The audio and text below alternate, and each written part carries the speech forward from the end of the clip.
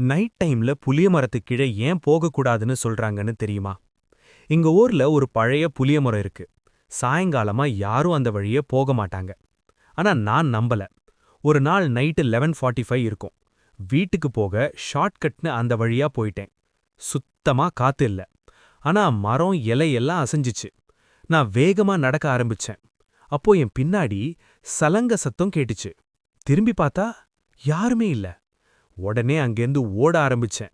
அந்த மரத்துக்கு பக்கம் வந்த உடனே ரொம்ப குளிர ஆரம்பிச்சுது. அப்போதான் பார்த்தேன், மரத்துக்கு மேல ஒரு பொண்ணு தூக்குல தொங்குற மாதிரி இருந்துச்சு. நான் பயத்துல ஓடிட்டேன்.